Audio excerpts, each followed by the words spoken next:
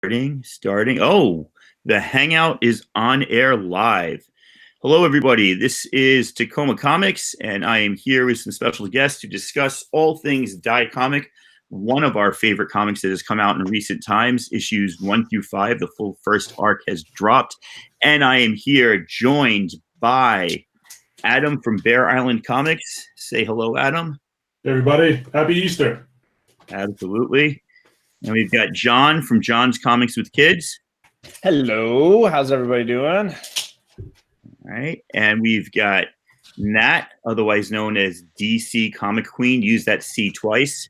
No. It's just DComicQueen, not DC. Oh, I've been messing with I thought it was like a funny use of the C twice. Well, it shows how much I... No, it's only one C. Okay. No, and I thought you used it for DC, like DC Comics, and for Comic Queen. Well, I've already made a mistake, and we are less than 30 seconds into our chat. That's better than I usually do.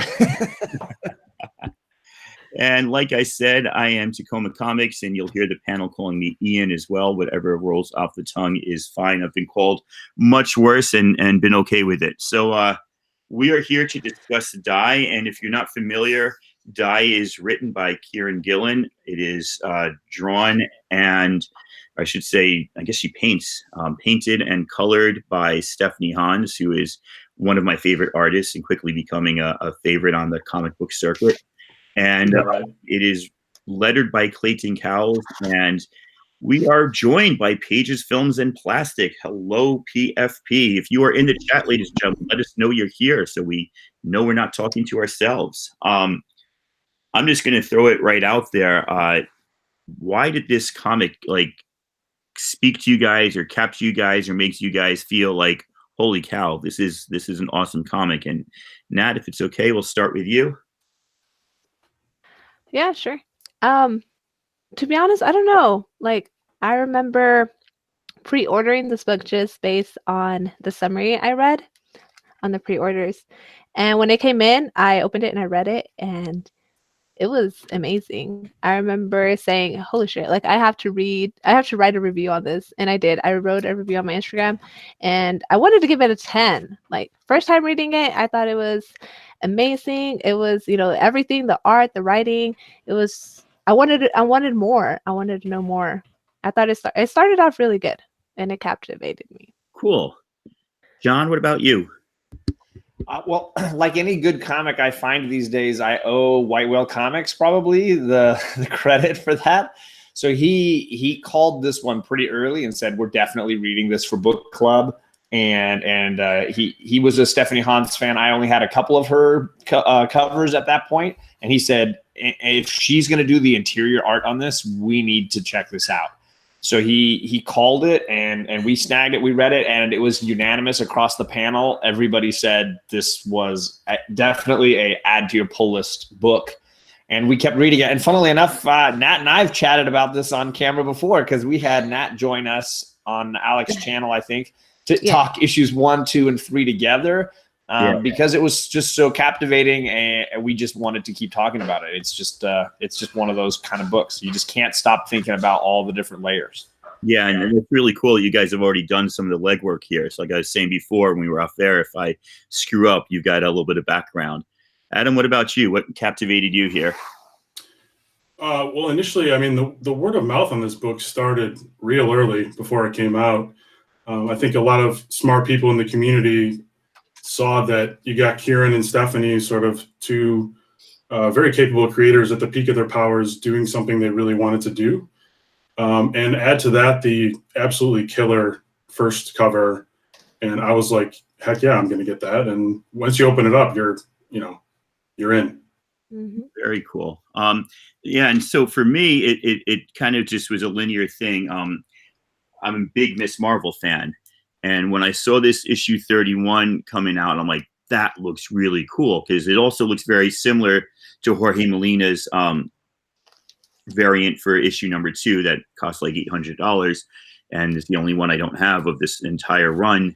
Then I saw this, I'm like, oh, that artist is Stephanie Hans. So I started down this Stephanie Hans rabbit hole, and that kind of led me to, oh my gosh, now she's doing interiors as well as covers for this book called Die, and I'm just like, oh my gosh, this is just beautiful, you know. And the great thing is, you could point to, I mean, this is random center page because that's where the Staples Zone opened up to. Any bit of any panel could be a cover. I mean, she's just, her artwork is so incredibly gorgeous. It just really, you know, I fell in love with it. So speaking of artwork, why don't you guys share with us your, share with the panel, share with the chat, share with YouTube and the greater world, your favorite cover. If you can choose just one, what would your favorite cover be, Adam? Oh man, I'm going to be boring and go with this one right here. I just don't think there's any denying this. You know, Stephanie's favorite color is red, and she's good at it. She's real good. She does it really well. She uses it really well. I also want to make sure to take a second and point out Ryan Hughes is credited as a designer, and he came up with this idea for the 20 panels of the die on the cover, which I think is more genius than people quite realize, because it gives the artist, it gives Stephanie and the other artists such freedom to do whatever they want outside or inside those lines. They can do different shading outside, color work outside. They can draw something completely different outside, and it makes for very interesting covers. And I think that's what makes it such a tough decision. And I think you guys just lost me. Hold on. Yeah. Oh wait, do we get him back? No. We'll be back to Adam as soon as I hear your voice again. John, you want to throw up? I think I might be back. Oh wait, We got him. there you go. We found you. You did not die. Sorry about that. I got this new app that I'm trying out here. If it happens again, I'll just default to my webcam. Okay. All right, John. What about you? What? First, I wanted to say, like, the first Stephanie Hans I ever came in contact with is the one, but I don't have the Virgin cover. I have the regular, but I got this as a gift from Jeffrey Comic-Con. He sent this to me, and I was like, dang, that is amazing. And it was really my only touchstone. And then along came this run. It's a tough one, I think, to pick my favorite covers, but I generally like the character Isabel, the God Binder character. So issue 2, the like sort of constellation with the bear in the background. I think this cover just really blew me away when I first saw it. I have 2 of these, and I love the Mac version. You know, Mac did his God Binder Isabel cover as well, which is really cool. But yeah, I think something about her with the hammer, the look on her face, and the constellation, it's almost like Ursa Major or something over her shoulder. I dig. Yeah, so I see Comic Book Campaign has just joined us. Welcome. Thank you very much for being here. People, you know, this sounds like a cliche at this point, but, you know, check out everybody in the chat and sub them up. And if you guys have questions or comments on Die, ask us, because, you know, we'd love to hear it. And before I go over to Nat, I just want to comment, as I was doing my reread for this, I realized either in the first or second issue, Isabel actually says, "Hey Bear." That was like her first summoning of one of the, it's issue 2. Is like her first summoning of one of the gods. And I didn't realize that she'd said that, because I was trying to make the connection as to why there was this cool looking bear next to her massive hammer. And that's actually what she used as her summoning her first god, was just like, "Hey Bear." And I thought that was a really great connection, something I'd missed the first time through. Once I caught on to what was happening there, that she was summoning a different god each time, I got so excited for the next one. I'm like, who's next? This is amazing. Very cool. Nat, what about you? What's your favorite cover? I'm gonna be like Adam and say this one.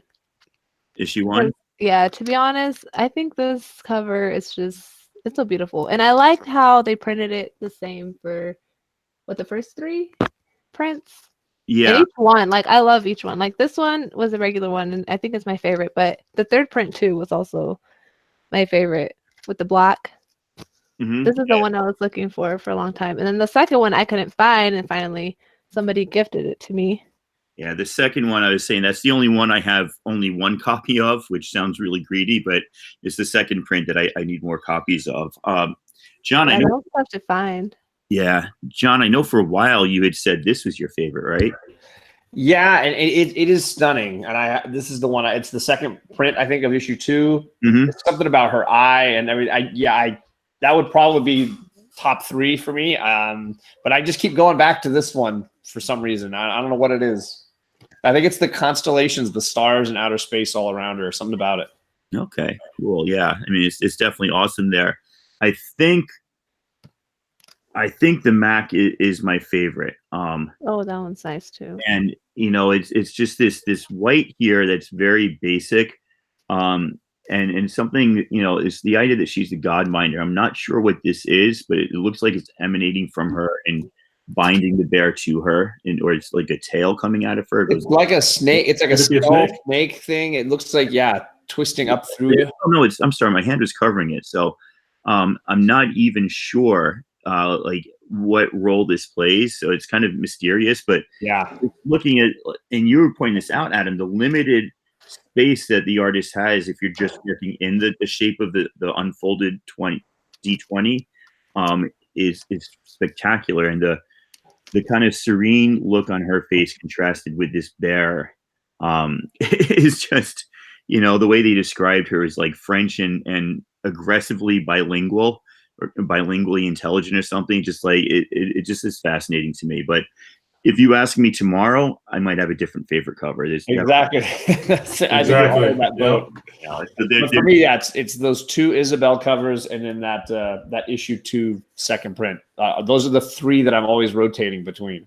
Yeah, absolutely. And it's hard. And plus, it's the Jen Bartel one too. And I can't remember who I was on with, but I was going through just the covers, and I wasn't even sure who the cover was. And it turned out the Jen Bartel cover was of Ash. She didn't do blonde hair. Somebody pointed out that she had the high collar, and that was how you could say that it was Ash. And I was like, oh, blown away. And had the fire coming out of the left eye, which should have been a giveaway, but because it was purples and browns and brunette hair and yellows and reds, but not blonde, it had me fooled for a second. So, it's really great. All right. I just want to dive in here. The comic book estate. Yeah. Wait, he says there's a virgin variant of number 1 going for 1,409 at a 9. I have 2 of the virgin variants. So my virgin variant would not get a 9.8. It's got a little bit of color rub on the back. It's probably a 9.2, and I ain't selling it. I ain't slabbing it. I ain't selling it. But thanks for that information. I haven't looked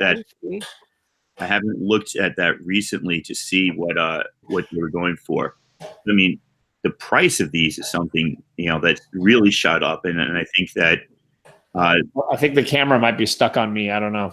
Is it? Let's see. I just put it back on you. Okay, good. Let's see. I'm not sure where the camera is. I'm just gonna I'm looking at you on my computer, but then I'm looking at me on my phone. Yeah. Whoever you click on to look at is who we see down below. Okay, so now we got John. So did you have something you wanted to add to that, or? No, I do agree. My eyes popped out when Nat said she has 2 of that virgin number 1, because it's highly sought after, and that's definitely on my hunt list. But I'm hoping that the price comes down one day. Maybe, I don't know. It comes down a lot. That's what I said about that Saga exclusive one. The E2. Wait, which one was it? The E2 one. And now it's so much. And I was like, man, I should have bought it when it was like 300. Yeah. Now it's like over $1,000. And it's a tough decision, because most of the time the comics do drop, right? The hot comic is not a hot comic 2 weeks from now, because I think that a lot of us see covers that are gorgeous, and and virgin variants and exclusive variants and store variants and ratio variants, and they catch your eye, and they're the quickest to be snapped up on auctions and stuff. And I'm not saying this critically, I do it myself, but what has lasting power is something that's part of something bigger. So Die right now, the fact that we're doing a show on it, the fact that it's lasted so long, the price of number 1, even like the regular print is held, the price, have gone to 5 printings of number 1, 3 printings of number 2, it's set and on and on and on. It really shows that like the it's got staying power. So I don't know that virgin variant, because there were only, I think, John, you said 800. Yeah, I think what I heard was 800 printed, and then of those, something like a quarter of them were double signed on before they were released.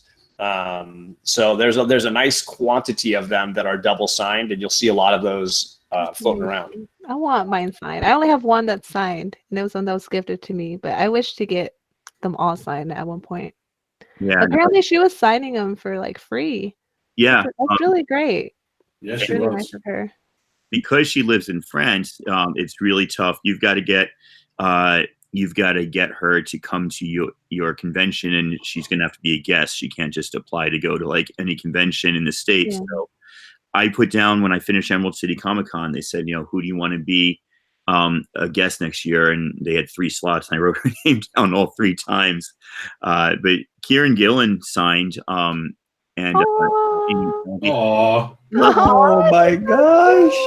this is my niece, Abby. Abby Moore. High five. That's what high five. High five. High five. Yay! Oh. So Jamie can push goodbye. Danny, come.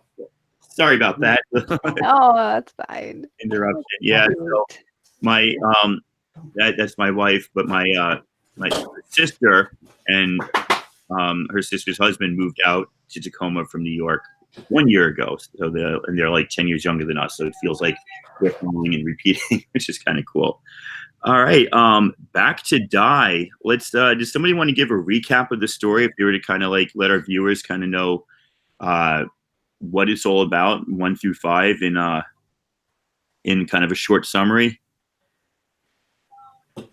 I don't mind doing it. All right. Is that you, John? Go ahead. Yeah, that's me.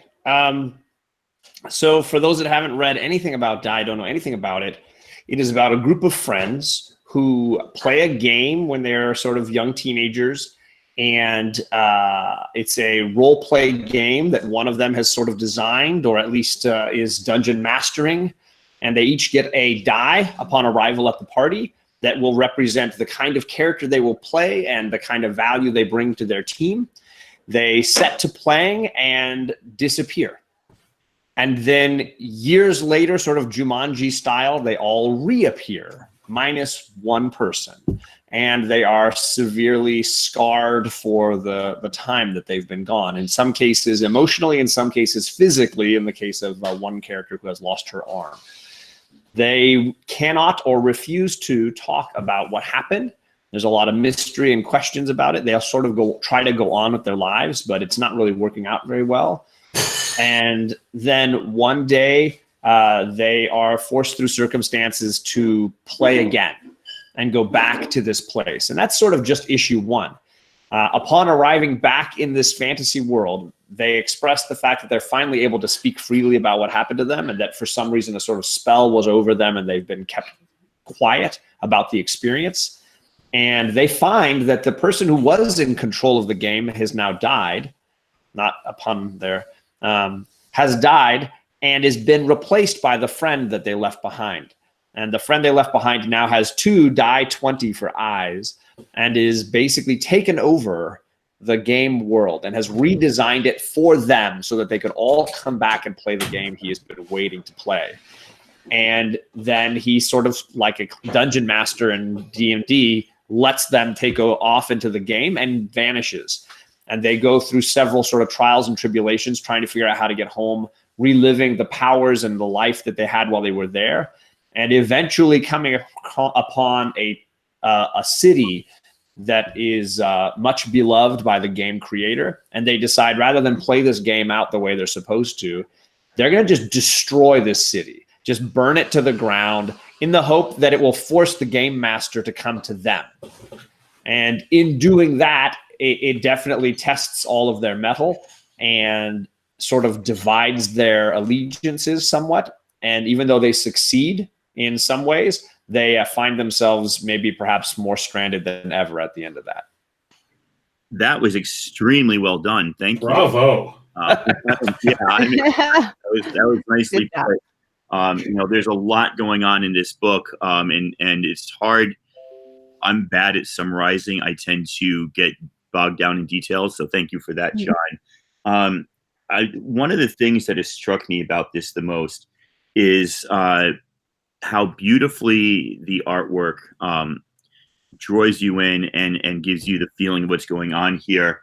And that's contrasted with what seems like not basic writing by Kieron Gillen. It seems like he's writing a straightforward fantasy, but he has a lot of back matters, an essay in the back of each comic where he discusses what he's doing, and he's really trying to break down these fantasy tropes, but rebuild them not just by ripping apart and making fun of it, by rebuilding something that is recognizable but totally different. And that's a big piece to bite off, but I think they're doing it really well. But to go back to the whole art capturing, this is what John was talking about when they're each given their die to begin with. And this is like page 4 of issue 1. This is what got me in, because every single panel here is like the roll of a die, right? And there's lots of little pieces like that.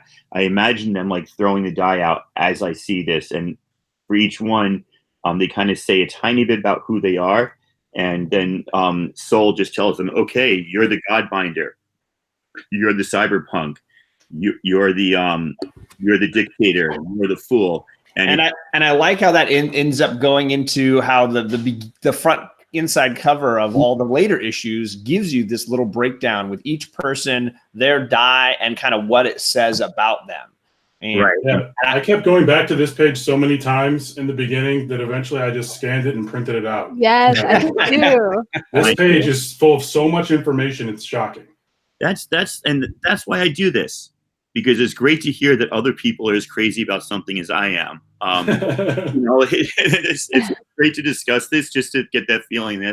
We talk about community, and that's kind of what we're talking about here. So, I'm glad that John brought that up. But even before that, right, as they come in, this is when they're first entering the room, and just these looks, like, Isabel still has this kind of standoffish attitude. And I'm looking at Angela here, because Chuck, who's the fool, says something dickish about how hot she is, and she's like 2 years younger than him. And Ash doesn't, or Dominic in this, we'll get to that part later. Dominic doesn't defend her. Matt, who's the grief knight, already looks embarrassed and sad. I mean, all these things that just look like some teenage emotions actually come into play into who their characters are, who their personalities as people are, and who their real life counterparts are in 25 years later. So there's just some brilliant, every page is brilliant, and there is no filler, right? Every page really says something or does something. And I don't know what you guys think, but one question that I had was, does Soul know what he's doing in the very beginning? Is he taken by surprise with them? Or did he know that there's this world? Did he have these special? Because he's saying this is a game unlike anything you've ever done, right? Right there, exactly. I think he knows because of this page right here. The way she paints him there's something in his eyes, like he knows. Yeah. Okay. What do you guys think, John and Nat? That's a good question. Never thought about it. Yeah. Let me look back. I think he has to, but I also feel like he can't possibly, because he clearly has a strong understanding of human nature, right? Ian, you mentioned the idea that the die and the personality of the person and the person that they become in the game, these are so closely related to who they are and to those classic teenage emotions, the typical teenage emotions, which tend to run very hot and cold, right? And he clearly is a study of them, or a study of human emotion in some way. And that I think has been a sign that he has thought this through and is aware of what's going on. And so much so that I think when they come back again later, I'm kind of surprised that they were able to pull one over on him. That in issue 5, that their ploy works so well and so quickly and so easily. I think we're due for a surprise that perhaps our game master isn't dead. Oh, of course. Of course not. It happened too easily. Definitely. Yeah, it really did. No, now that I look back, yeah, I think he did know. Okay. Because he says, they ask him, "Do you play a character too?" And he goes, "Yeah, it's an unusual game." So I think he knew. And then when you see that flashback of him building The Lego that, at the the beginning. Lego Oh, I castle, love that part. I feel like even as a young, oh, there it is, yeah, as a young kid, like I guess he was into creating games and stuff like that. And being in control. Of course, So Matt's talking about he this wants that. beginning of issue 5. Yes. Soul is with, I think it's Dominic, right? And they finish building something, and they're pretty excited about it. And they're gonna Dominic's gonna take it apart, and Soul goes, "No, you don't take it apart. It's finished." So he's very much into like preserving this. So it kind of seems like he's been thinking about this for a long time, like this world. Like if it was him that created it, Yeah. it's been a long time coming. Yeah, very interesting. Oh my God, there's so much to talk about here. So just some of the quotes that they had in the first issue. This is fantasy for grown-ups, which is like Soul talking to the kids, but it's also Kieron talking to us and saying like, you know, what you're telling us what you're in for. And the other thing I want to point out in number 1 is the faces when they return. There's this great panel here. Right? They kind of like, they all are a little shocked that they've appeared. This lady almost hits them with a car, is like, "What the heck are you doing? Wait, I know you." And then just like these 3 panels here, the looks on their faces is like they go from this surprise to this lady yelling them, just this like utter grief of like, "We're back." And she's like, "Where'd you go?" And he's like, "I can't say." And that kind of sets you up for the whole, you know, for everything else. They can't talk about it. There is a geas put upon them by Ash, the dictator, that said, you know, to get out of here, we're not going to be able to talk about this. That was the rules that they set. And, you know, it's a real powerful thing to have this thing hanging over you and not to be able to discuss it at all. So I thought at first they didn't want to. Like maybe they were just traumatized. So it made you kind of wonder, like, where did they come from? Like, wow. right. But after a while, you realize that, yeah, it was because of that spell. Yeah, it's really pretty cool. Just want to go through this. Some of the things that Kieron Gillen wrote in the back that got to me is epic romance with operatic intensity, simultaneously a deconstructionary critique of fantasy while also trying to create something so pure as to remind people why anyone fell in love with the idea of there being a land at the back of the wardrobe in the first place. And that's the Narnia reference, of course. And I love the Narnia quote too at the end. what was that? Hold on. Oh, this is where he says, "You know the movies where a serial killer locks people in a room with a trap that's about to grind them into pate? This is that meets Narnia, right?" Right. There you go. I thought you meant. He loves his references. And there's a whole bunch of them coming up in issue 2 as well. Anybody have any more comments in issue 1 before we kind of move forward a little bit? I just wanted to say I thought it was cool how the flashback part, the very beginning part, Stephanie's using. By the way, you guys are gonna have to keep me in check in terms of just praising Stephanie here. I think we're all big fans, so don't worry. Yeah, it's the way it's done is there's a lot of extra yellow and the extra sort of light as if it's fuzzy and like not completely real, which, you know, it's funny to say that because the whole thing's fantasy, but just the way she did that to like, it has a different look than the rest of it, I think, and I thought that was cool. Yeah, there's some nice contrast she does in the way she sets the background or the type of painting to indicate different parts of the story. I just want to check the chat here. We've got Jeff Comic 813 and Pocan Joe in here. Melody and Biggie Shacker in here as well. Hello to everybody. Comic Book Campaign is commenting on the back covers and telling us how they have the issue. Oh, that's what I'm talking about. The quote on the back cover on issue 5. It was a Narnia quote. No, that's a Tolkien on number 1. No, number 5. Oh, okay. I'm sorry. Number 5 says, "I'm very sorry, Mr. Tumnus," said Lucy, "but please let me go home." Okay, and that's, yeah, from The Lion, the Witch, and the Wardrobe. Very cool. So in issue 1, there's a Tolkien. And issue 2, they have a quote, rules, what rules? And that's from David Arneson, who I don't know, to Gary Gygax. Gary Gygax is the creator of Dungeons and Dragons. Yeah. Oh, So let's see. And then there's an H.G. Wells on issue 3, and on issue 4, it's Charlotte Bronte. So there's a there's a lot to piece together if you're a literary guy or girl, because there's definitely a lot of meta context going on in the book. And let's see. At the end here, we had Comic Book Estate says he's not listening to us because he has only read issue 1. So you'll have to cover your ears after this. And then Big O FG CU42 asks when the trade paperback might come out. It's out in June. It's coming out in June. There's one store that's doing a variant cover or a limited cover, and that cover I think is has like a cover that gives you a hint as to the second arc. So there actually is a very rare that a trade paperback has a variant, but there will be a trade paperback variant. And so you can go look that up. Kieron, Gillen, and Stephanie on Twitter both tweeted about it. But if you get your LCS to get you the trade paperback, you won't get the Comic Head is in here. The camera might be stuck on me again. I don't know. That's okay. I'm not good at this. I can only do so many things. Go ahead. No, I was saying there's some awesome folks jumping in the chat. I got Issues and Big O and Comic Head all jumping in the chat here. Thanks, guys, for coming by. Cool. So let's just talk about issue 2 a little bit. Issue 2 starts off now. They are in this world, and well,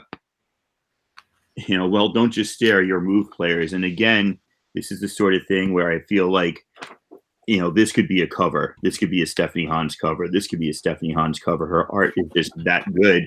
But also in issue 2, as John was saying, we start off meeting the characters and finding out who they are, a little bit about their powers, though their powers and the rules are revealed slowly, I suppose. And you see what happened to Soul now. He was with them, but the Grandmaster caught up to them, Grandmaster's hand right here, and they left without Soul. And, that's kind of the genesis of all that. And then it's really interesting. You start to see, I like the character of Chuck here. And moving forward a few pages, we get this idea that Chuck, who's called the Fool, and who kind of, as I said before, is real dickish.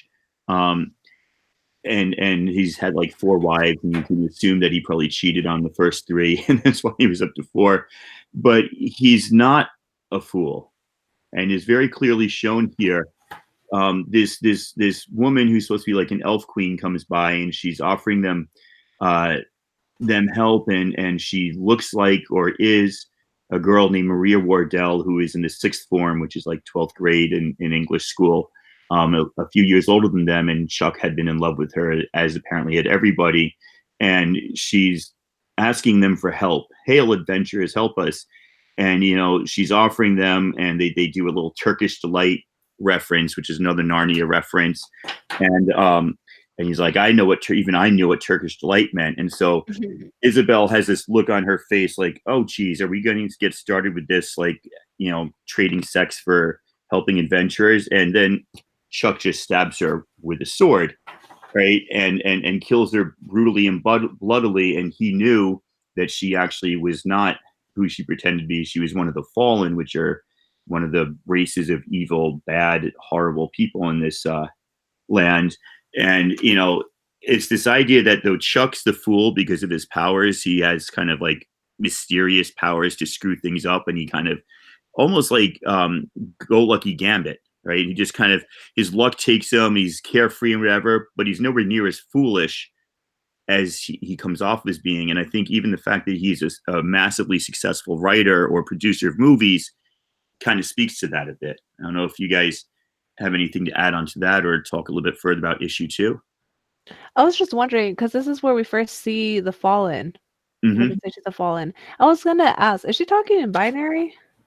Yes. And he, in the back matter, he said that specifically. What he wanted to do was, in the 90s, there were a lot of tropes of bringing fantasy elements to hardcore, like computer sci-fi techie stuff. And Kieron wanted to go the other way. He wanted to bring the techie stuff into a fantasy world, and that's why Neo's power of the cyberpunk actually works in this world. She can control things and control like power and different things within the world, power grid and stuff through her powers as like a cyberpunk, even though it's a fantasy world. So I think that's where that binary connection comes from the Fallen. Well, it also seems to be, for me, I looked at it as,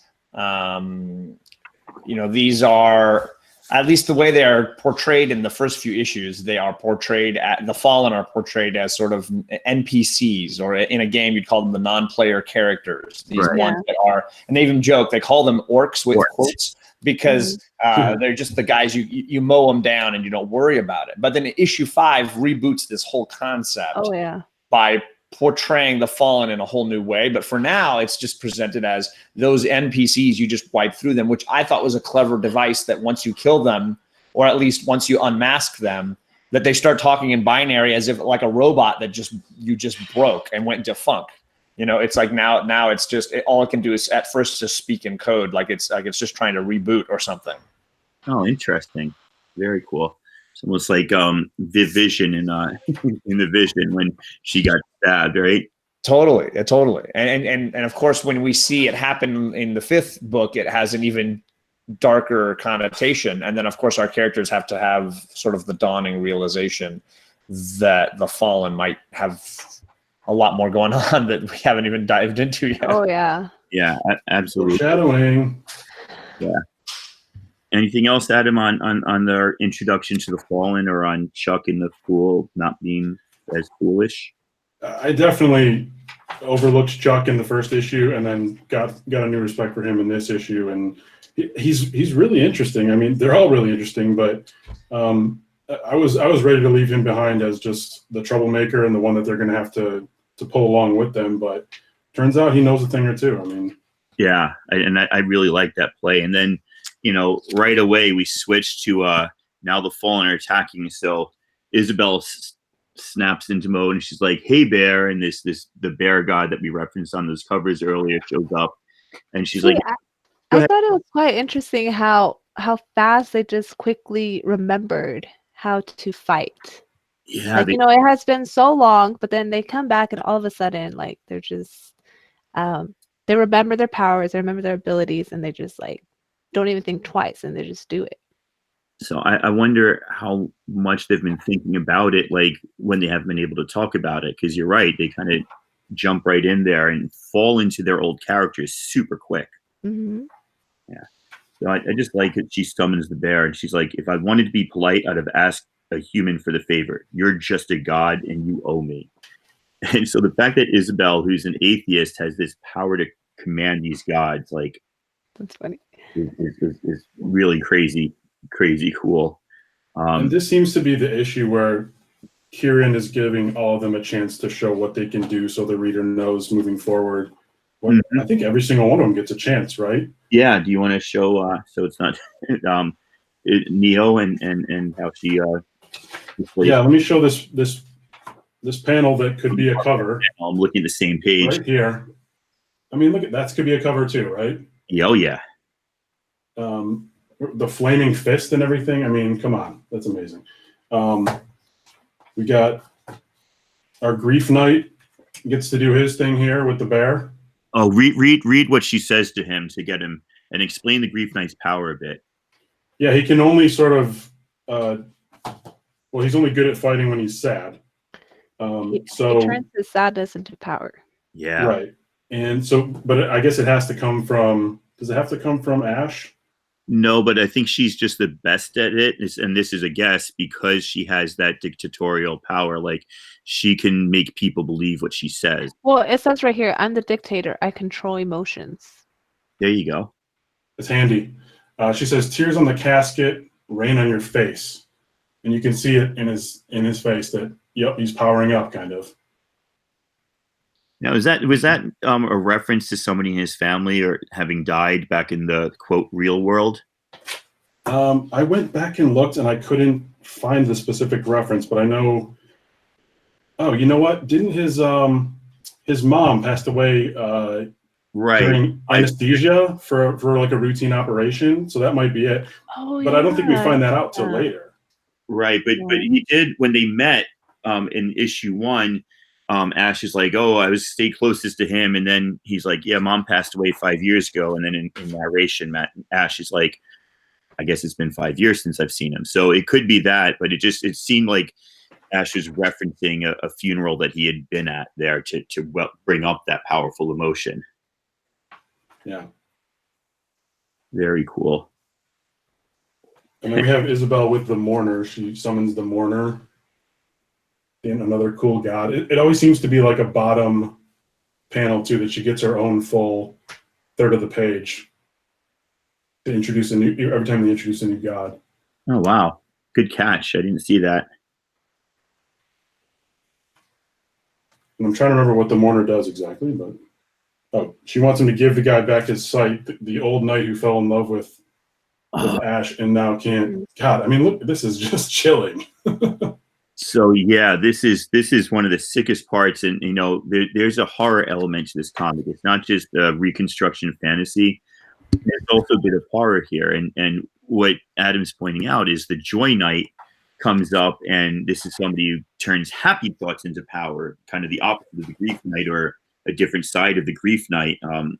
And the Joy Knight had been in love with Ash and said that one page back. He was in the this is joy and power and adventure as a hero. He would not rest until he gazed upon my perfection once more. Well, of course, they're gone for 25 years. So the Joy Knight comes up and he's like, the oath held. I died so many years ago. My eyes, turned into maggots. You can see up here, but can't actually let go. So Isabel uses the mourner, I think, to give him the sight back. And as he as he finally sees Ash, it says, 25 years of putrefied flesh sloughs on to me. I love that quote. So good. So, I mean, this is again, Kieron saying, we're not doing a happy fantasy of 5 guys playing D&D as adults and getting to kill people. There's some real life consequences going on to what's happened here. Yeah. That was the moment that they realized, like, oh, this is serious. Like, we're not teenagers anymore. Yeah, absolutely. We can survive anything but our past is the last line in issue 2. Very, very. Well, we're on I wonder great what lines. they did. I wonder what they did in their past. Say it again. I wonder what they had done, like in the past, through those lands. That'll be the spin-off book, right? When Die ends, he'll pass it on to somebody else to be like. I hope we get flashbacks on it. That's interesting. I feel like they screwed over a lot of people because to them it was just they weren't taking it seriously. Like they just thought for a while it was just a game. Well, I think instead of flashbacks, what I like that she does, because obviously the first issue has like 3 different timelines almost, right? And bips around significantly. But I think the later issues, instead of doing a flashback, they just drop you in a scenario that is familiar, but now 20 years, have passed. And they think about what has happened to them in that time, and so this Joy Knight is a great example of that, right? It's coming back to haunt them. And into issue 3, you have some of those same effects where activities that they had experienced the first time, experiencing them 20 odd years later, it is very different, and they're forced to make a comparison. And so usually one or the other of the team has some emotional, mental reaction to dealing with these things a second time, whether it's the dragon that they face right at the beginning of issue 3, or the whole. For me, what I dig about, I'm sorry if I jump to the 3rd issue and you don't want to, but go ahead. I told you the rule. The 3rd issue is this like really wicked steampunk thing for me, where you get almost like World War II trench warfare and this like dragon that almost looks like maybe it's like machinery. Yes. And for me, what I dig is it's not straight D&D. It is definitely more just fantasy role play, and the doors are real wide open in that.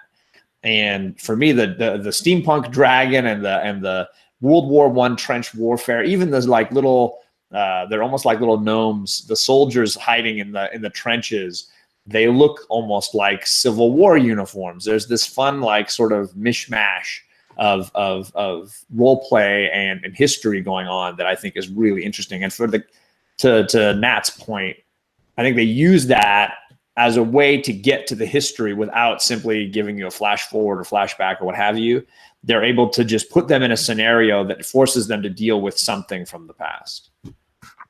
Absolutely.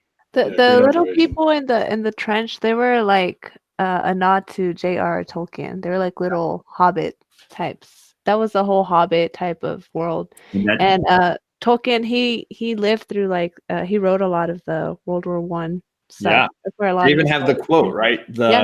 And he appeared. Not a nice hole, but a nasty, dirty, wet hole, a charcoal hole. It's a the twist Hobbit. on that beginning to the Hobbit, right? Yes, Where they take the language of the Hobbit and twist it to this dye universe. Yeah, there's a lot more Tolkien in there. And just one last thing on 2, and this is kind of something Adam and Nat had both just pointed out. You're right. They don't directly show what's in the past, but this is the way they remember the Joy Knight, right? You can see this panel and this panel. This is like some bad fantasy art from a 1990s or something, right? This is the way they remembered as kids. It was just a fun adventure at first, and maybe got serious and got sick, but this is the reality, is that 25 years of putrefied flesh has sloughed off. And so it's just, there's a great contrast there, not necessarily in showing the past, but just showing a little vision of the way they remembered the Joy Knight versus the reality of, I won't rest until I can gaze upon you once more. And that's that's sick. And I love it. I love it so much. Well, when Ash made that binding spell with her powers, I think she didn't they didn't think anything of it. I think back then when they used her powers, they were just it doesn't matter. And I think that's why she made that, where she says, he dared me to use my power to make his words binding, and I laughed and did so. I think she just kind of, shrugged it off. It wasn't a big deal to them. Yeah. They didn't think of the consequences, It's a lot of people or kids at that age. They don't think of consequences when they. Absolutely. That's kind of the hallmark of that age. Hey, Just Rican and his comics came in here. Comic Head 84 is in here. Jeff Comic is still here. So just hello to anybody new, and thanks for those of you who are still with us. We could dive well into 3, so let's go ahead and do that. I'll give you my real quick. Can I just point out one line that I loved so much from 2 before we go? I think it's the 3rd page where Ash says, "This is what happens when thoughts curdle," when they're sort of realizing what Saul is and what he's doing. I'd never read anything like that before. Yeah, that's a great line. Absolutely. Okay, I'm good. Okay. So John, you pointed this out, and I had this on my notes as one thing to pick up. What, right? This is clearly some monster, but it's mixed with that steampunk industrial smokestacks coming out of its back. It's a real. I've never seen a monster quite like that. This shocked me as something different, very, very different, that I've never quite seen that mixture before, and it was a great way to introduce this issue. So, well, and I think that she's trying to go out of her way to make sure you don't feel like you instantly recognize every element of this world, right? It's not going to be what you think it's going to be.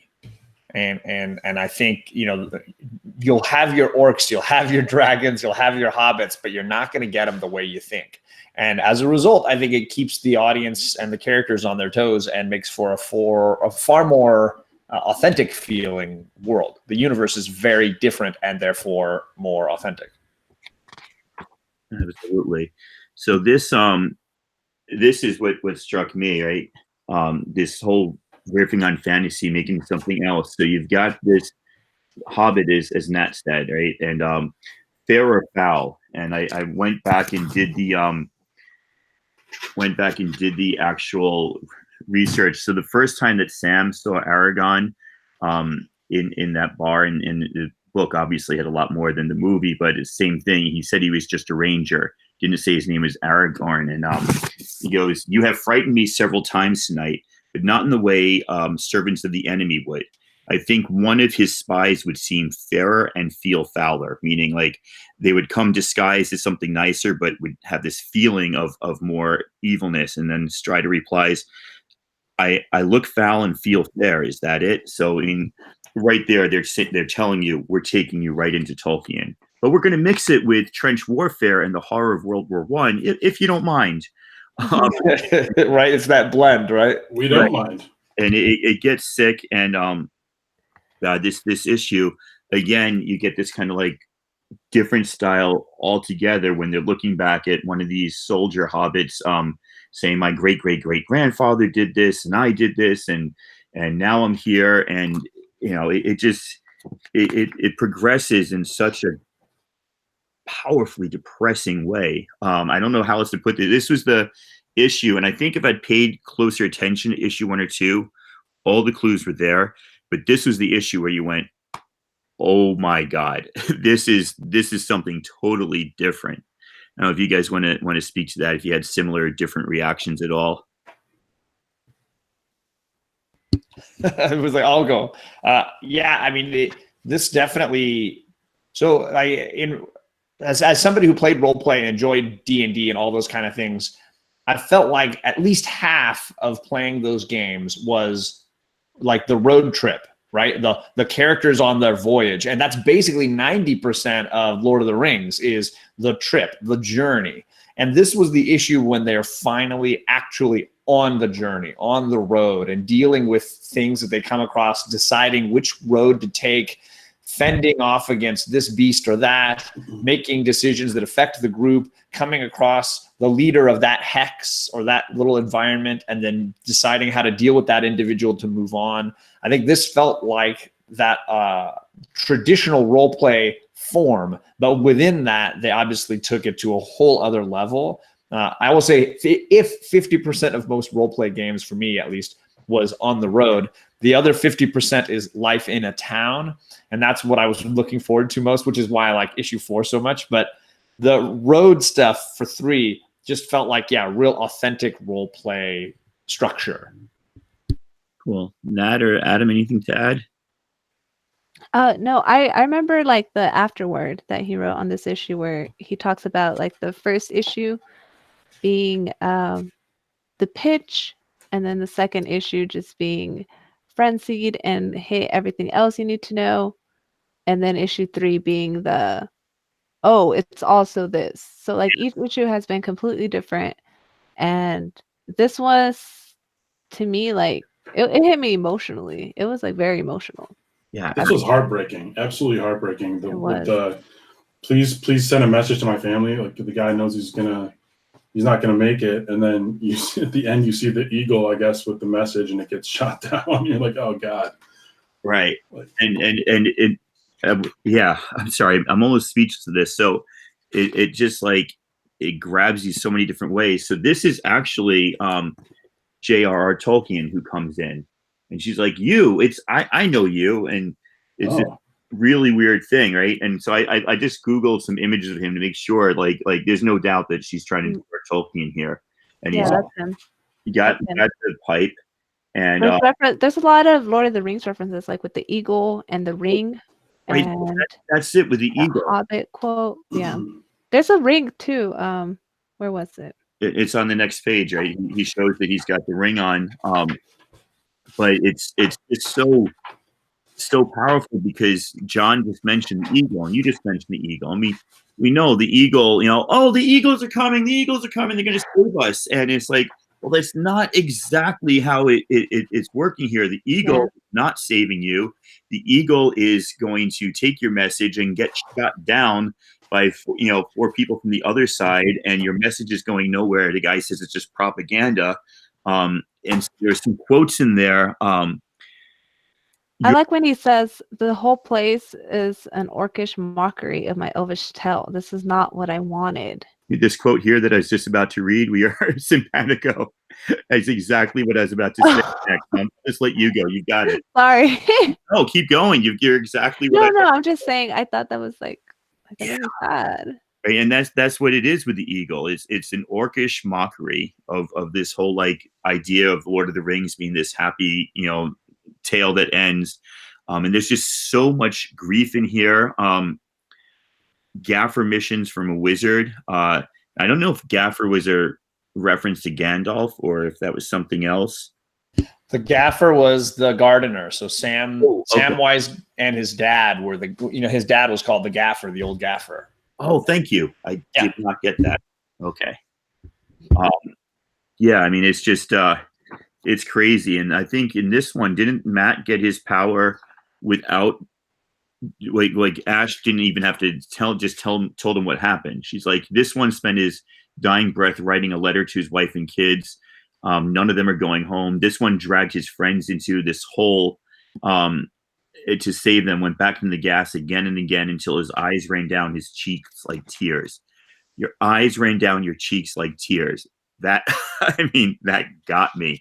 And then after they're successful, after this amazing shot of a subtle dragon in the background, which he then kills, amazingly rendered. At the end, she says, "Do you think I need the voice to make someone feel miserable here?" Mm-hmm. Absolutely. Now turn a couple pages, Adam, and hold it up again when you see the eagle flying. With the flag in the bottom there? Yeah. So you guys tell me what you thought happened here. To me, it looked like the eagle gets shot down. Yes. And then if you turn the next page, it looked like a flip image where the guy who is on the side that shot down the eagle sends 4 almost like mirror characters out, and they're going to their death as well. Did I read that right? Seems like it. I feel like it's an endless loop. That could have been a cover too, that last page. Which sort of plays into that non-player character, computer-controlled people that you meet. The idea that when one group could pass through and play out their scene, the story could begin again. And another person could come through and experience the same situation or scenario.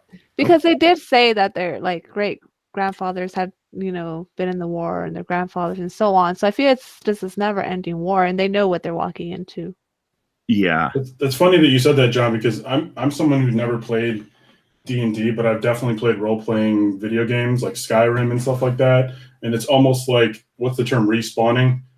Like each Definitely area resets itself, so someone new can come through, or you can go back later to play it again. Totally, yeah, and it definitely, and because there's that, again, that 0-1 binary speech thing happening, it is a mixture of the new tech, old tech kind of stuff happening that I think is very interesting. Well, it kind of makes me wonder how this game was created. In the first place, you mean, not the new version that Saul has reimagined, but the original. Is that what you're saying, Nat?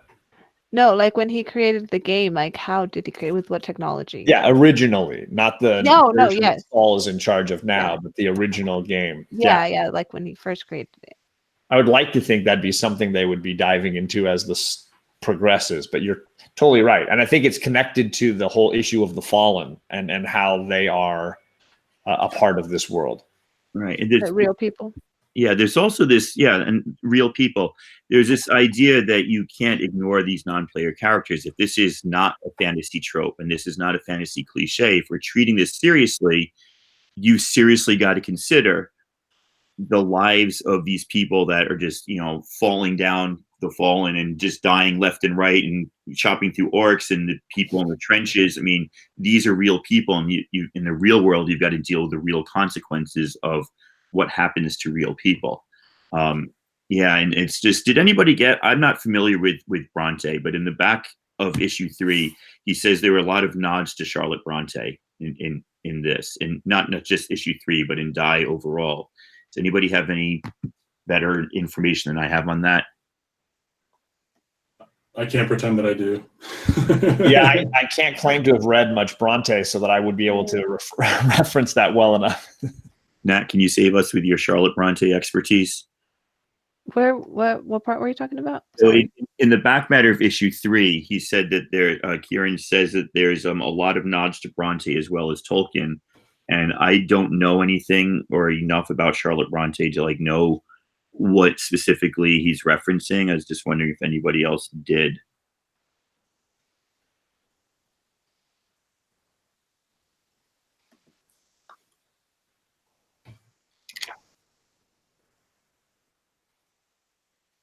I'm trying to look her up right now, so I'm sorry to say that I don't know much about her specifically or how it would relate. So for me, I'm going to have to do more research on that. I mean, obviously Jane Eyre was the only topic I knew. As far as that, I don't know much more beyond that. Yeah. Okay. Well, moving on, John, do you want to start us off with 4? Because that's your favorite, and that's the one that I did not reread yet. Yeah, so like I was saying, like a lot of role play is traveling from place to place and questing and whatnot. But I always enjoyed the part of the role play games or even the like Warcraft games and things where you were in the town, and it was like the insanity of being in a city and all these player characters and non-player characters and in this environment with so much free choice. And where are you drawn as a character and to what actions and to what ends? And so in this case, we come across this beautiful crystalline sort of encapsulated city, and our characters are given a chance to rest and recuperate, but also forced to deal with things, not necessarily head on like you would in war, but everything sort of seeps into you when you're kind of taking that rest and relaxing moment. Most of them end up in this like pub, and they're drinking and frolicking and getting into horrible, painful memories. And then you have Isabel, the Godbinder, forced to go to church. And there's all these people that want to praise her and worship her as somebody that clearly is divine in some manner. And she is forced to deal with how she feels about being looked at as a god in some ways, or at least God-like in the sense that she can communicate and then therefore be owed favors from the gods. So she has this almost like church of worshipers praising her. And what I dig about it is just seeing them. I mean, it's one thing to see these characters in battle and how they respond to war and in that sort of visceral moment, but getting them to let their guard down and be in a city, I felt like was just really insightful and interesting. And I don't want, it doesn't matter. We're not spoiling it, I guess. What I loved about the ending was Alec and I had joked about in book club that almost every Marvel book we have read ends with a villain reveal at the end, right? The last page, every freaking one has to have, hey, here's a villain reveal or a shocking twist villain page. And they have that splash page of the villain. This one, instead, the villain is one of two things. Either you think the villain is our heroes, because that's the reality at the end, is our heroes basically say, we're going to burn this city down. So the villain reveal at the end is either our hero characters, or what I prefer to think of it as is the villain reveal at the end is an idea that they realize we don't have to play the game the way it's been set up. Instead, our idea is we're just going to make everybody who we want come to us by doing whatever we have to do to make that happen. And I like that the shocking twist is an idea. We're going to burn it down just to get this guy's attention. Right. Yeah, So, they're doing it just to get Saul's attention. yeah. So that's the page that John's referring to here, and it's a play on that reveal of the villain for sure. Because Ash looks villainous, if right here, definitely does not look heroic so much. And but again, that reminds me a little bit of like in Civil War. Captain America Civil War, just trying to like come to terms with the fact that they do all this damage to these things in the name of heroics, and so it's kind of a nod to that as well. Adam, you have any thoughts on issue 4 here? Oh man, the minute I opened this up and they walked into Cloud City, I got heavy Empire Strikes Back vibes. I was thinking Cloud City and the way it was sort of like it was like a safe place for them, but they couldn't really, count on that. It had this airy feel to it. They had luxury accommodations, but at the same time, they had issues they needed to deal with. And to me, this issue is straight up character development, right up until the end when they make their big decision. You just learn a little bit more about each character. A lot of it in the pub where there's these what do you call these guys? Barbarians or something. And there's the one guy just kept cracking me up. He's like, we need to be happier. Don't be so dour.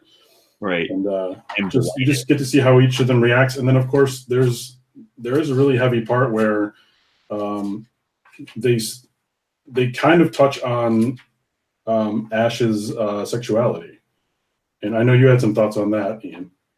Yeah, it's I don't know that I've thought so much as questions. I think it's, clearly the very first page, Dominic's like, Soul's mom is the only one who calls me by my real name, right? Which is Dominic, and is drawn masculine and as a male with long hair in issue 1, but also in the 25 years later, seems to be living as a man and married to a woman. So it seems to only be in the fantasy world where they get to be the character that they wanted to become that Dominic gets to be Ash. And they haven't explored a lot of it yet, and they haven't spoken to it straightforward. So I'm just find it really intriguing where they're going with that. She's Ash, and Ash is a she in the world of Dai, but was she just not able to carry that through, or was there too much emotional baggage from everything else that had happened that back in our world she couldn't make that change, or is there another reason? So it's interesting to me that they didn't they did it subtly, right? Which I think is really nice. They didn't just state it. They just did it through basically that little, she's the only one who calls me by my real name, and just these subtle little hints. So I'm wondering to what extent this is going to be a greater part of the story. I think it's a real interesting unanswered part of the story so far. I just really like the way that Kieron and Stephanie are dealing with it so far. See, and I heard you mention the possibility of transgender in a previous chat that you did, and I was like, oh my gosh, that makes sense. But the way I had seen it previous to that was he just decided he was going to play a female character like I would do in Skyrim, just to make it more interesting. I don't know, but when obviously there was more going on here. I like that they didn't make it derail anything. Like, they didn't make it so important that it changed what they were going to do. It's just a thing, and it's just a struggle that makes her character who she is, or who he is, or we don't know. And it doesn't decrease Ash's effectiveness at all in the role that he has to play. Nat, any thoughts on that? Or I just like how she says, like you said, you can make what you want of it, because she says being Ash was always easy. It gave me so many permissions and I enjoyed it. That's all I can give you. Make of it what you will. So you can either take it both ways. You can either, she did just enjoy being a female character because maybe, she thought female characters had more power, or maybe it was something deeper than that. I was also thinking, would it be harder for Dominic to deal with having those thoughts and desires in our world if it reminded him so intensely of that place now? Right? Wouldn't it be easier to go back and act like it didn't ever happen and I didn't think or feel any of those things if it just closed the door on that closet, as it were, even more? That's a great point. Yeah, absolutely. And I think that was a great thing you just read. You talking about I don't know if they're supposed to be dwarves or barbarians, but life is short. Ha, good one. My friend is dour and I'm delighted. In the name of all that is quaffable, let's quaff, right? And so this whole idea of the merry dwarves drinking in the bar, again, this is the traditional fantasy trope, and how are they going to pervert this one or turn this into something else? But Ash actually says, yes, hail and well met and all that, let's get sloshed. So there is a desire of these characters to kind of just drink in the bar and forget about things for a while, which makes them seem all too human. And I love the little Tolkien references. I think you're about to call one out there, but it says, in my experience of dwarves, it's a miracle that Thorin's crowd ever found their way out of Hobbiton, let alone the Lonely Mountain. It's a great way to take what we already know again and just sort of twist it a little bit more. Yeah, and we were talking about in issue 2 when they showed the Joy Knight. And so this again in issue 3 when they showed the great-great-grandfather of those hobbits. This is Stephanie Hans's ability to recall a totally different era or time or style of fantasy, just with her great ability to all these dark images and these kind of portrayals, and then this is like, you know, something totally different because this guy here is telling a story, and I just think it's really really fascinating the way she's able to do that and go between these styles to portray different ideas for us. This issue is also, I believe, the first appearance of Case the dog, if I'm not mistaken. Right, Neo's pet, right? Yeah. Who is the best dog, as we learn. You learn a lot about Matt's too. That's where you learned his backstory with his mom and his daughter. Oh yeah. His daughter was sick, right? Yeah, I don't think they specified exactly what she had, but he knew that she would have to go under like his mom did, and that was why he was so That's what afraid. scared him. At that, the quote where he says, "All the bullshit we've had to deal with here is nothing compared to that. Holding it together, that when she needed me, that's as brave as I've ever been." I think it's crazy how they think that this world isn't as bad as the real world out here. That's kind of crazy. Yeah. Either so, I mean, they didn't recognize how real the world of Dai was, or they just really think the real world is harsh. Worse. Yeah. You know, that again just kind of makes them seem like they're not yet taking what happens in Dai seriously, even though from everything we've seen, it's deadly serious and deadly to people, and that's where it's kind of leading to on issue 5, where they're kind of like, we'd rather, you know, be here. They're like, wait a second, do we want to go back? Yeah. Yeah, and that's crazy. So, you know, we talk about character development, how this is kind of like a rest issue where they're just in the pub. Is there a lot of character development for Chuck here? You know, I see him moving the story. I think there is. In terms of his past with Angela, the fact that they dated, and he said, "Was it so bad to date me?" She says, "Yes, it was," and he apologizes for having been a bad boyfriend. Even Ash says Chuck's getting character growth. Oh, wait, yeah, right in the next panel. Okay, I must have missed this part then. Cool, thank you. Oh, Chuck's getting character growth. Yeah, so it's almost like, you're right. Okay, I'm sorry, I missed this.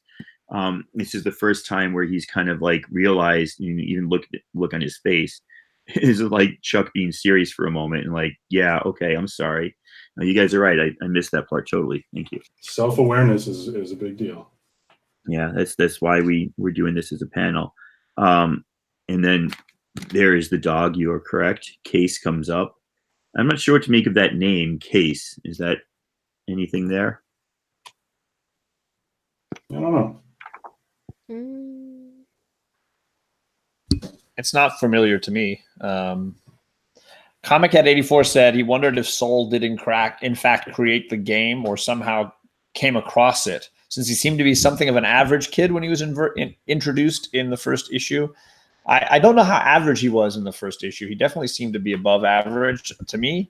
And then he said Ash had a relationship with a man in the game world, hence permissions. So I do think it's a bit deeper than just choosing a different avatar.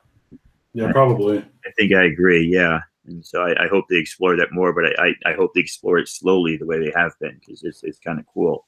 That's one of the great things about this book is that you're going to notice, you're going to pick up on stuff that you didn't pick up on in each read through. And like I would not have had any idea. I didn't even think about that. I was just trying to follow along, and you know, Comic Head brings up a great point there. Yeah, I know. I'm learning tons from you guys. That like each of you is showing me stuff that I didn't know. So I really appreciate that. But that's an interesting question.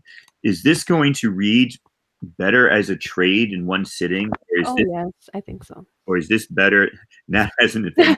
No, yeah, I'm ready. I'm ready for that trade. Because I've been reading them digitally and I hate that, and I don't want to take out my books. So I'm ready for that trade. I want to reread it all in one sitting. How do you think it's going to be different than having had like the month wait between each of them? I don't know, but it definitely will be. I think maybe, I don't know, just seeing the story together, you know, I think will help a lot. It's funny because I think TV shows are kind of like that sometimes too. Like the one that's better to watch in one big run of all the episodes in one rush, or is it useful to have time to sort of digest a little bit in between? And I don't know how. I caught it. Don't worry, Kenny. Yeah, Comic Head loves that. There you go, Kenny. All right. That was like a shout out to him. For me, this does feel more like I value the digestion time because there is a lot that is going on. This is a very dense comic that doesn't allow a lot of rushing. And I think I would be, I would feel some pity for somebody maybe who just dove right in and read the whole thing in one sitting.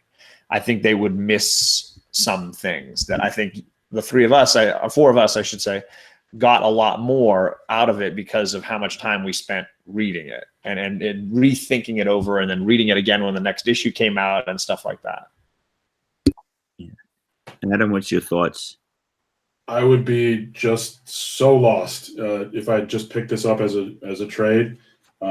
I still don't understand some of what's going on here, honestly, which is fine because they give you a story that like none of us want to have that feeling of being confused while we're reading a comic book. Like for a lot of us, that seems our goal is to not be confused. But I don't mind being confused if you're also giving me a fun story where I get enough that I want more. And I knew from the second I picked up issue 1 that I was going to be rereading all these issues. And I would feel bad for anyone who picks it up right away because you're going to feel extra lost. But at the same time, if you're picking up this comic, just know what you're in for, and it's worth it. It's worth it to be a little confused. I think the emotional impact, I think, is greater the way like you're kind of waiting. You're getting these beats that are all different, right? It was the party, it was the dungeon, and then like we said, that issue 3 was, oh my gosh.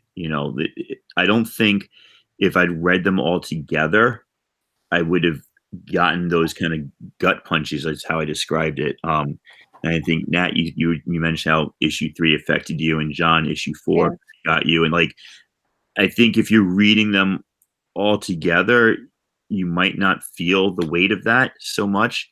That having been said, now that I've read them all once, I can't wait to grab the trade and not touch my comics anymore and not get any fingerprints on the back and just read the trade and then read the variant of the trade. That's what I'm looking forward to. Yeah. There's so much black. Those fingerprints show up. Oh, I know. I actually took a napkin and tried to get some of them off yesterday when I was looking at them like, oh no.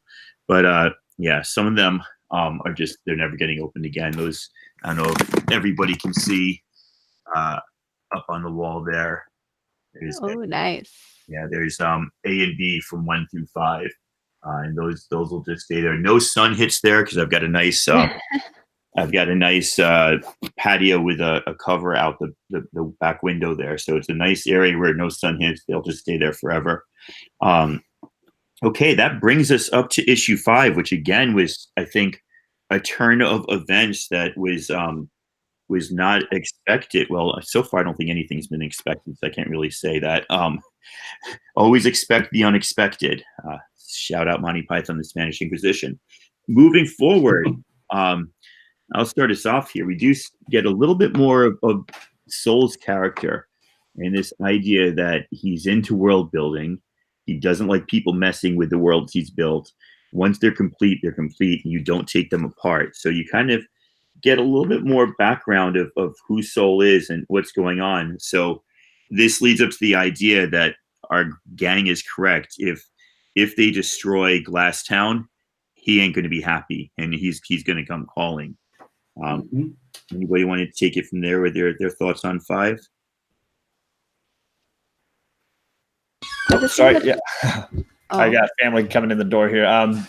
I will say for me, this was the issue that like really sets up the long term. I think where this goes future wise. So they have an official quest this time, not like a vague, hey, we got to go in this direction kind of thing, but like an official quest. They're gonna destroy Glass Town. How are they gonna do it? They have to They have to get a group of soldiers to willingly attack.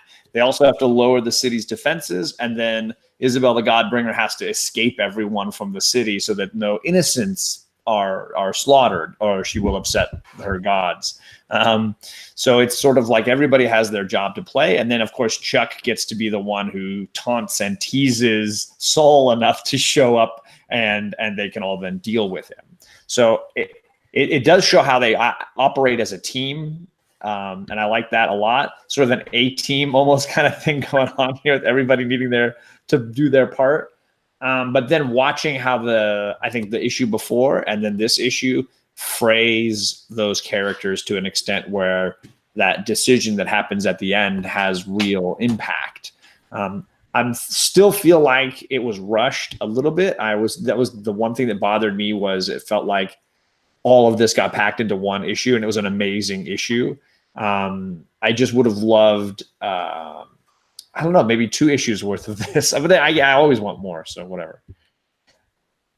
Insatiable, John. Yes. Anybody else? I just want to show this.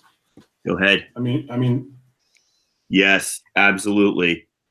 the way she does action and movement is astounding to me. Like, her panels are so alive, just so alive. And like we said, she loves the color red, but she's doing great with all the shadows and stuff here too. I mean, look at that. He's just sort of gliding down in a rage to like confront them. It's beautiful. Yeah, and so for those of you who are new to the comic, they think they've defeated Soul. Their ploy has worked, and all they have to do is hold hands in a circle and agree that the game is over. Click your heels 3 times and say there's no place like home. And the bottom here, you've got the game is over, and then Chuck, the game is, and again, he just opens up his hands and rips his hands away from the circle. Like, wait, are we rushing into this? And so Classic Chuck. But this ties back to that conversation we were having earlier. Chuck's not as big a fool as he's been portrayed as. Does he know more about what's going on, or is he making bake the snake is here? Is he making like the more rational decision than everybody else? What is going on? Why is Chuck here? And Matt says you're making jokes in the middle of what's wrong with you, and he's like, I've got the life to go back to at home. I'm the rich guy, but here I can be anybody I want, do anything I want. So I'm not sure what's going on here, why Chuck's the one, but it's interesting to me. You could argue that he's the true fool, that he believes that this, what is it? Ruling in hell rather than serving in heaven. I think part of him is like, believe. He would rather believe the lie that this place than the truth of the other. So in that way, you could argue that he's a bigger fool than we've ever seen him. Mm-hmm. And then he loves those elvish chicks. no. Right. Absolutely. Nat, what do you think it make of Chuck of being the one to break the circle first and want to stay? I would have expected it from him, honestly. But I know Isabel, she like agrees after, doesn't she? Yeah, she's like, I don't have anything to go back to. I got a bunch of kids who don't care about me. Yeah, and then she's like, maybe we should stay here and help these people. Yeah, they're the 2 with the least attachments, right? Right. Back in the real world. And Matt's the one who's getting most upset because of his wife and his kid. His kids, yeah. And then there's this interesting one where, far removed from fantasy tropes, far removed from the mecha technology, Chuck pulls an old-fashioned pistol on Ash. And, I love that. Yeah. Must have done it before because she's like, oh, Chuck and his pistol aren't taking any chances. Almost like she's expected this or it's happened before. So it kind of got to me. And Adam, you'd mentioned that how they portray Isabel every time she summons a god. And you're right. The bottom panel here, right, when she gets the what is this one, the Skywatcher, Then when she calls him back later, again, right here, not quite the bottom panel, but again, it's this full panel. They tend to give her a third of the page, and they make her background the background of the larger page. Yeah, yeah. And blue. She has that blue. Yeah. So you're saying that, so this blue that goes all the way around here is the larger. That's really cool. I didn't even look at this deeply into the art, and I love Stephanie as much as the next Adam, but that is really really cool point. And then so we now have Fallen coming back, and we have Soul as a Fallen, and again, splash page could be a cover alert. Every shot of Saul as a Fallen is just gold. I mean, it's just lights out amazing. Awesome. Yeah. Genuinely scary. Right. And the idea here, and kind of not quite the way it ends, but second to last page is Saul says, if we kill the players, we can live again, which now puts the Fallen into a quest of killing our gang, and puts them into a totally different perspective. They're playing a game, but so is the Fallen. The Fallen have a quest. The Fallen have a game to play. And our last words from Soul are die, still lying, not the word, never was. The word is murder. And some not on me, but that's okay. It's just a sick way to end the comic. So, well, because up to that point, they didn't realize that they were killing actual people from their world. Right. Yeah, that's the bombshell to me. But they did give that hint with Maria, right? Wardell, the one who was the elf queen with the Turkish delight, and the idea was she was somebody they remembered from sixth form, and so there was a little hint of that. But at the first time I read it, I missed it. They gave her name in issue 1. She showed up in issue 2. I missed it totally. After reading in the back matter, I made the connection, but I still thought maybe this is a one-off. Maybe this was just Chuck thinking, oh, this elf queen looks like, or I'm projecting this perfect woman who is a few years ahead of me in high school.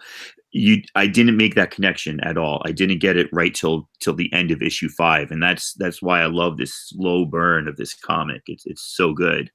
So did Maria Wardell actually enter the world? She's not just based on that character's not just based on her? I'm not 100% sure, to be honest with you. Like you said, there's things I don't fully get, but that's why I love this. Because when those guys in the trenches in issue 3, one of them said, "We all have people waiting for us back home." I thought maybe that was a hint, but they didn't explore it any further. So I don't know. There's a lot of little things to examine that we're just not going to be able to get to all of that, obviously. It definitely hasn't been spelled out. I think they've intentionally or most likely intentionally decided to keep that hidden until this bombshell. And then I think later we're going to understand the ramifications of people in this game that we didn't realize were real or connected in some way significantly to the real world. Kachung just jumped in the chat. How's it going, Dave? Good to see you, man. He says what's going on here, and Kachung, we're at the end and we're confused. So join outside, and it's getting crazy. Well, this is where it's going to get really hard for them because now that they know the real people, it's going to be harder for them to try to kill him. And Ash is like, I'm ready to go home. Like, she'll do anything. Like, she'll kill those Fallen. And that's where Soul says they're not dying. You're murdering. It's murder.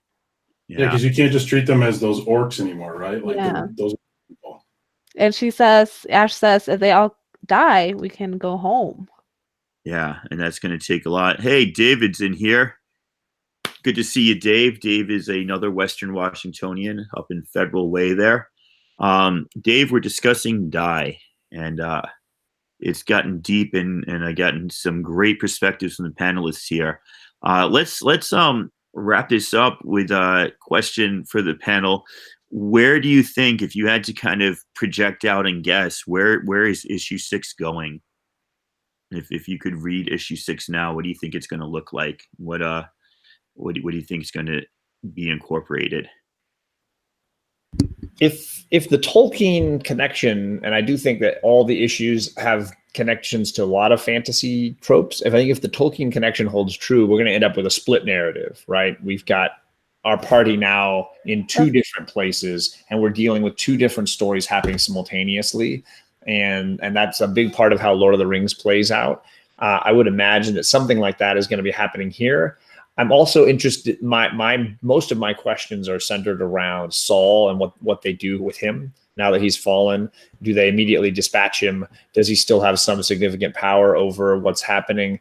Does he flee away, or do they sort of bind him in a way that they sort of drag him along, like was it Shaun of the Dead at the end when he's got his best friend who's a zombie living in the shed out back and they can play video games together? Are they going to bring Saul along with them for the next round of their journey as some kind of a fallen pet? I'm curious, my questions are, what do they do with Saul? Because I do see a split narrative where now each side has a quest that they're trying to fulfill, whether that means Chuck and Isabel trying to feel like they've achieved everything they want to achieve in this place, or whether it's the remaining group that feels like, okay, we got to kill all these fallen now, like everybody. Adam, what do you think?